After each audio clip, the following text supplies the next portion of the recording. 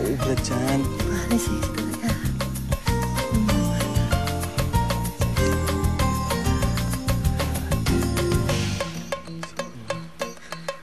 Uy, yun pare.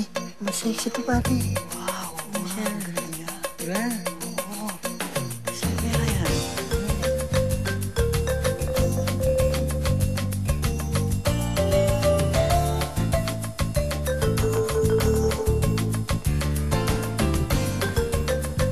Cindy?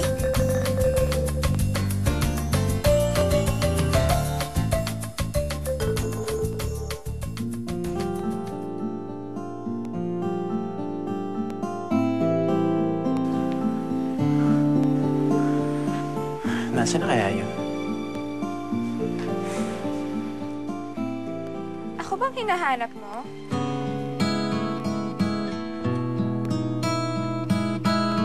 Cindy.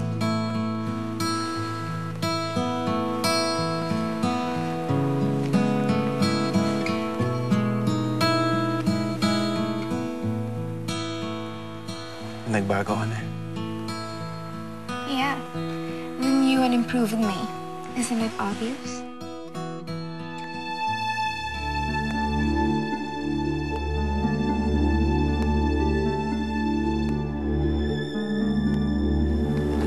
Cindy, kakasal na kami ng ate mo.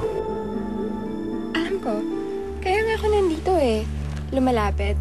Kasi hindi pa naman huli ang lahat. Isang malaking pagkakamali kung siya ang pipiliin mo. Cindy. Bakit?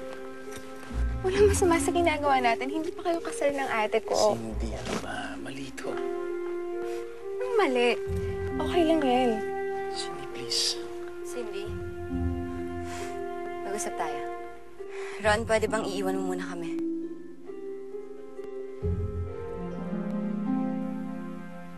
Ang kailangan mo. Mag-usap tayo. Ano pa, bitawan mo ako. Wala akong dahilan para makipag-usap sa'yo at hindi na ako sunod-sunurang makikinig sa'yo. Ano bang problema mo, ha? Ba't ka ba nagkakaganito? Ha? Bakit ka nagwawala? Ha? Kaya mo ba ito ginagawa para balikan ako? Na kahit hindi ka interesado kay Ron, inaagaw mo siya sa akin. Hindi ka na nahiya?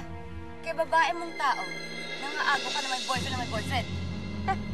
Ate, tingnan mo nga naman kung sino nagsasalita. At anong tingin mo sa sarili mo? Mahal na lang ako sa'yo. Bawiin mo sinabi mo. Hindi ko babawiin. Dahil totoo yun.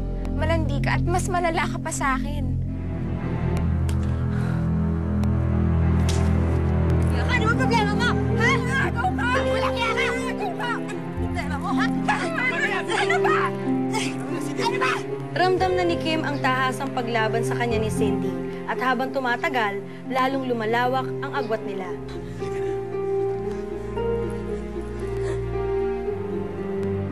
Bitawan mo ako!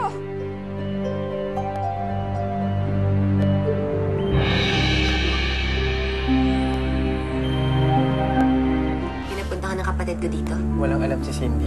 At hindi rin siya papayag na ipakiusap ko siya sa'yo. So, galit pa rin siya sa akin.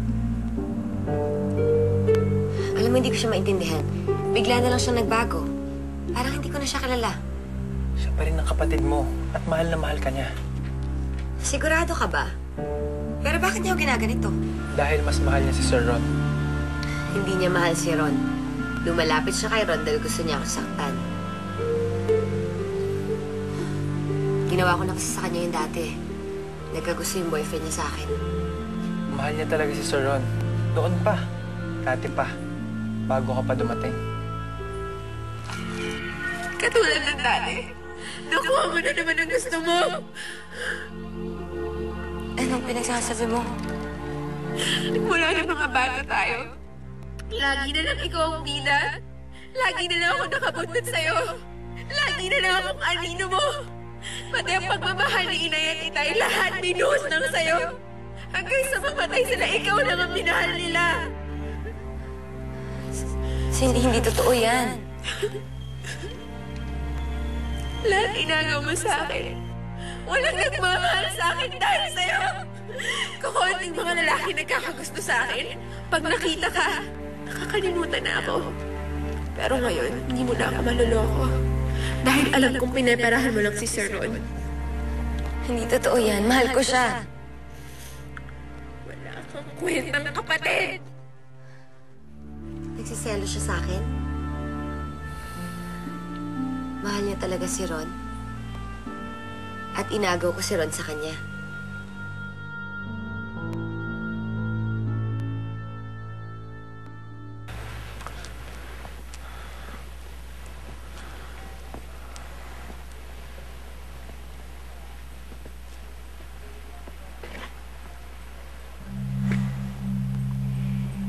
Nandito kayo para pagalitan ako, no?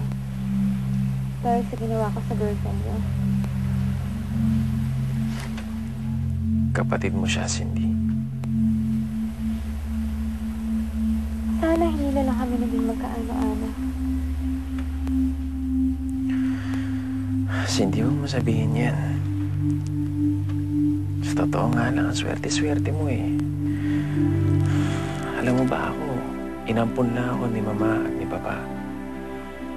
Kahit na binigay nila ang buong pagmamahal nila sa akin, parang may kulang pa rin. Kasi hindi ko nakilala yung tunay kong pamilya. At the end of the day, parang may butas ang pagkatao ko.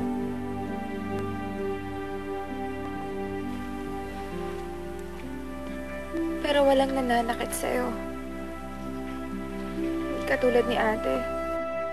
Mahal na mahal ka niya, Cindy. At kitang-kita ako na nasasaktan siya sa mga ginagawa mo. Siguro, nasaktan ka niya dati. Pero sana malampasan niyo na yun. Total, dati pa naman yun eh. Basta tandaan mo, kailangan ninyo ang isa't isa.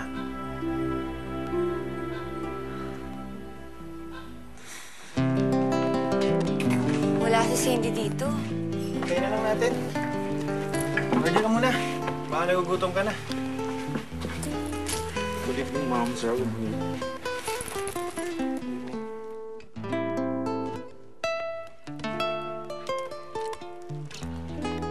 Oh! Pare! Nasaan ka naman? Akala ko nasa Japan ka ba? Medyo nagbakasyon lang ako dito eh. Sino mga kasama mo? Ay, kapatid nga pala kasamahan ko sa trabaho. Ah. Parang kilala ko siya. Miss Kim, kayo po ba yan? Si Kim nga. Paano kayo nagkakilala? Sa Japan, sa Japan. Di ba, Miss Kim?